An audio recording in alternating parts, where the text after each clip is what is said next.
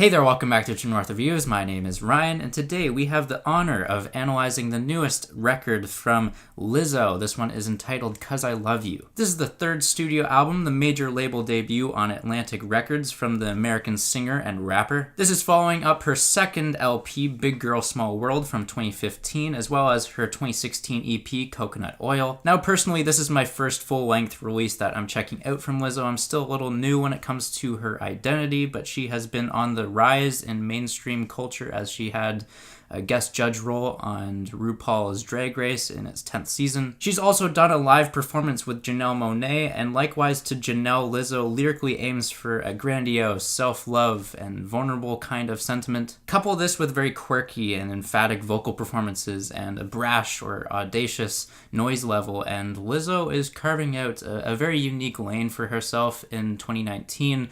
She beats out her contemporaries like Cardi B or Nicki Minaj, who tend to get caught up in their personal dramas more than anything else. So just like the first song that I checked out from Lizzo, it is coincidentally the first song on this project. It's also the title track. On here we get like this trap soul kind of fusing. It's written and produced by ex-ambassadors of all the artists out there. This one really just took me by surprise. I would not think that alternative rock could meet what this soul trap kind of song is for Lizzo. We get like a 6/8 time signature on here. It's always fresh to hear that in a day and age where we always have to hear that 4/4 time just banging on your head. So yeah, in terms of this title track, 'Cause I Love You, I feel like it's the best vocal performance of the year in terms of gut and sheer vocal range. Sorry, Ariana Grande, I think you're going to have to take the L on this one. And then really just to round out this track very nicely in terms of like the influence, we get like this rock flare at the end of the track with like these screeching and squealing guitars thrown in the layering of the track. It's just it's amazing. Even if you don't check out the rest of this record, make sure you listen to this title track because it's incredible. Moving on from there, the second song on here is called Like a Girl. I'm going to point out a lyric that really just stands out in my eyes. This one is, "Only exes I care about are the ones in my chromosomes," and damn, as a science student myself, like that is so clever. Yeah, the song is just like about girl power, and it's just throws all these stereotypes of being a girl upside down. You know, you throw like a girl, you do all these things like a girl, except you can run the world. A bit of a homage to Beyonce. However, I do feel like Lizzo is kind of honing her inner Katy Perry on this song. She has a lot more energy and like raw feeling and personality to her though. Then moving on to the third track here, Juice, we get like this funky 80s style guitar. It's groovy.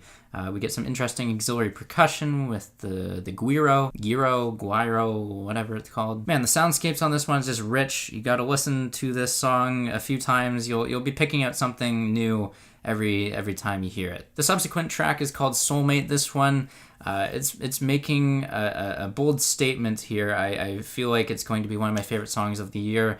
We get like these trap hi-hats, the rap flow in the verses sounds a bit like Nicki Minaj. But once that chorus kicks in, it's so anthemic, you'll just like forget that like Nicki Minaj could actually make a song as good as this, and it's a friggin' bop. What I really love about this track is how it's got like this call and response with the backup vocals. It really reinforces and stimulates the uplifting, the inspirational, and soul-feeding melody and chord progression. Like, this song is the closest thing that would make me want to feel like I want to be a girl.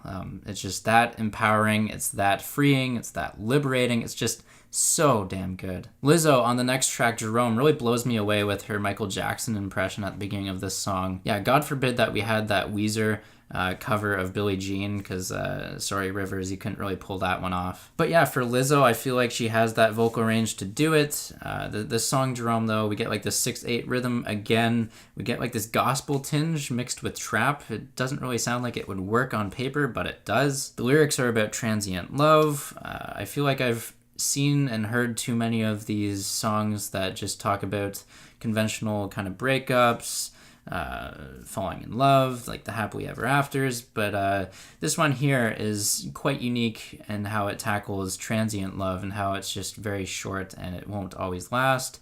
It's just kind of like the hookup culture. So it's nice to hear songs that kind of tackle that a bit more. And you know what else really adds nicely to this track is the quirky, the emphatic vocals on here. They're a definite plus from Lizzo. Cry Baby is another song on here. It's produced by Ricky Reed. He has worked with 21 Pilots, Jason Derulo, Halsey. Get like this electro soul pop feel to it. The guitars and drums are paired well together, very silky smooth transitions between the sections of the song. The vocals are again powerful and very life-affirming that girls can indeed cry, and yes, Fergie, even big girls too. Moving on from there, tempo. This one has Missy Elliott on it. This one kind of gives me like a 24 Karat Magic vibe, the album put out by Bruno Mars.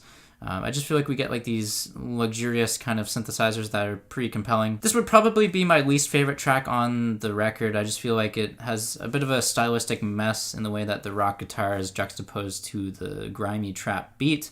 But once we get the part with Missy Elliott, then from there on to the end of the song, it's just, I'm hooked. Gucci Mane makes a vocal feature on here. This is on the cut Exactly How I Feel. This one is about being proud of your emotions, not feeling like you have to hide or fake your feelings. This track makes me feel like what Bruno Mars and Cardi B were kind of aiming to do on their collaborative cut earlier this year, Please Me. I just feel like they never really executed that well. So yeah, thanks to Lizzo for executing here. This song is amazing. It's just bouncy fun. Better in Color, this one is just a great kind of soul just grabbing at me. We get like this rock-inspired keyboard that kind of catalyzes the high energy, good feeling, feel good jam. The bridge call and response is just mesmerizing. It just makes me feel like I'm right there in the studio with Lizzo as she is recording it. And that's always an amazing upside to music when you can feel like you're there as they're performing this song. I feel like this has like that raw energy going for it as a live performance, but it's still got like that glossy, very pristine kind of production to it that makes me feel like it is professionally recorded. Moving on from there, Heaven Help Me is the penultimate track on here. We get some compelling and infectious piano chord progressions. Lizzo basically says that this is what Aretha Franklin would have made if she was a rapper. And you know what? I think she stays true to that kind of claim. I think she kind of nails it. Not kinda, but she absolutely nails it. Heaven Help Me is another collaboration with X Ambassadors, and again, in terms of production and songwriting ability, I feel like it's another track that just shows off that kind of talent from X Ambassadors. The flute is also a solid choice instrumentally to put at the tail end of the track, just to really pierce and penetrate that ear candy melody in your skull one last time. Then this album closes on the very seductive, very sensual song. This one's called Lingerie. I feel like this is like an ode in some way to Marvin Gaye's Let's Get It On. The vocals that Lizzo lays to track here are a delight.